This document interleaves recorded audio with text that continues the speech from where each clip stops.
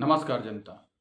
मैं एक बार फिर से आपके सामने हाजिर हुआ हूँ एक नए केस के साथ, जो कि आजकल हमारे परिवेश में घट रहे हैं और क्राइम्स बढ़ते चले जा रहे हैं, जो थमने का नाम नहीं ले रहे।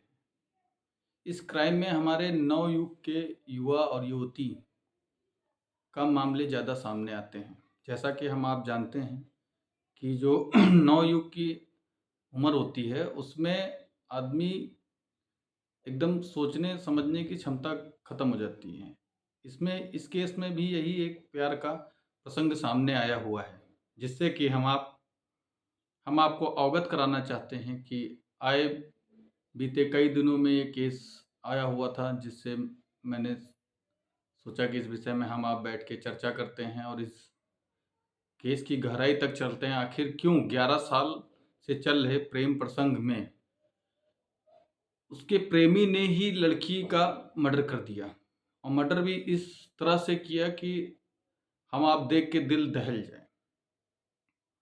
ये मामला हमारे सामने उत्तर प्रदेश के औरैया जिले का है, जहाँ पे एक सनसनीखेज आई कि एक सिरकटी लाश जो है वो बाजरे के खेत में पड़ी हुई थी, जो कि वहीं के गांव के किसान जो हैं अपने बाजरे खेत में बाजरा जब काटने गए तो उनको वो लाश दिखी, जिससे उन्होंने तुरंत तत्काल जो है हमारी पुलिस को तुरंत इन्फॉर्म किया और बताया यहाँ पे जो है एक सिरकटी लाश युवती की पड़ी हुई है। सूचना मिलते ही पुलिस जो है मौके पर तुरंत पहुंची और पहुंचकर उसने जो है तुरंत एक्शन लिया।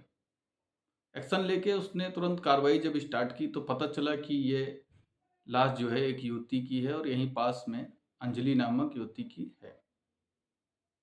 ये जानकारी उनको जब प्राप्त करी, जब उन्होंने उस लाश को पोस्टमार्टम के लिए भेज दिया, और जब वहाँ से खबर आई तब उनको पता चला कि ये इसी गांव की जो है अंजलि की लाश है।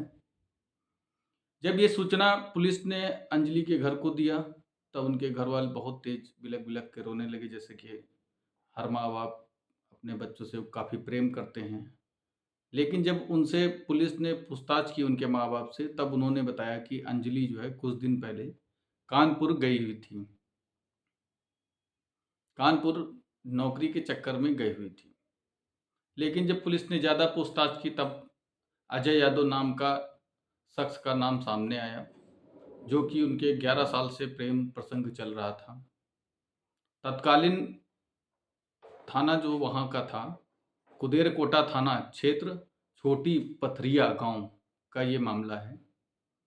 वहाँ के थाना इंचार्ज ने तुरंत एक्शन लेके अजय यादव को हिरासत में लिया और वहाँ से जो हथियार यूज हुआ था मर्डर में, उसको तुरंत बरामद किया और वो अंजलि का फ़ोन भी बरामद किया। काफ़ी पूछताछ के बाद जब अजय यादव से पूछताछ कड़ाई से की गई, तब उसने बताया कि मैं ही अंजलि यादव को कानपुर ले गया था और वापस आते समय हमारे आपस में कुछ बातें बढ़ गईं, जिससे कि मैंने उसका गला दबा दिया।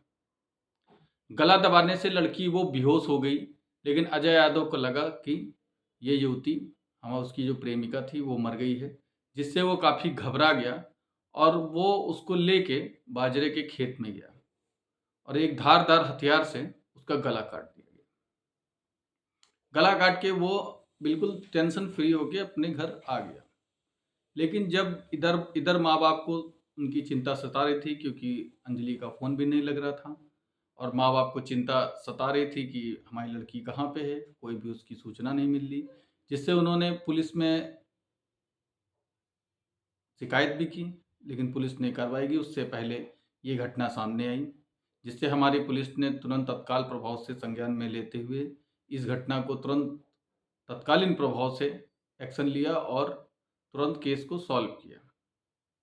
मात्र कुछ ही बातों से ये प्रेम प्रसंग जो चल रहा था 11 सालों से, 11 साल कोई कम टाइम नहीं होता है, लेकिन कुछ ऐसी क्या बात हो गई जिससे कि अजय यादव ने अपनी ही प्रेमिका का गला दबा दिया, जिससे वो बेहोश हो गई और बाद में उसका जो है गला काट के उसकी हत्या कर दी।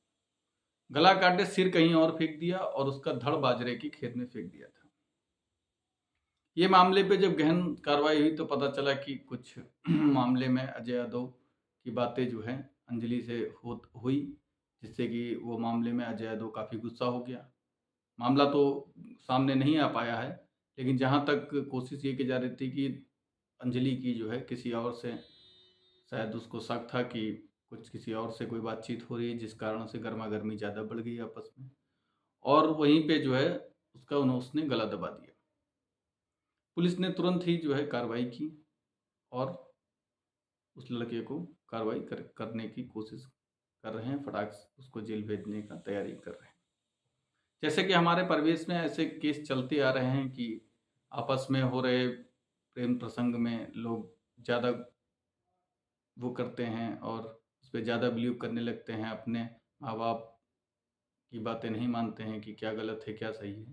तो हमारा जनता से यही हाथ जोड़ के निवेदन है कि क्राइम्स को देखकर इग्नोर मत करें, उस पे तुरंत एक्शन लें। तो आज के इस पे चर्चा यही थी। आगे हम ऐसे ही ब्लॉग लाते रहेंगे जिससे कि आपको जानकारी मिलती रहे। तो कृपया आपसे निवेदन है कि चैनल को सब्सक्राइब कीजिए, लाइक कीजिए, जिससे कि मुझे आगे बढ़ने का मौका मिलता रहे। आपके सहयोग से आपका छोटा भाई, लड़का पुत्र आगे बढ़ेगा और ऐसे ही वीडियो लाता रहेगा। धन्यवाद जनता।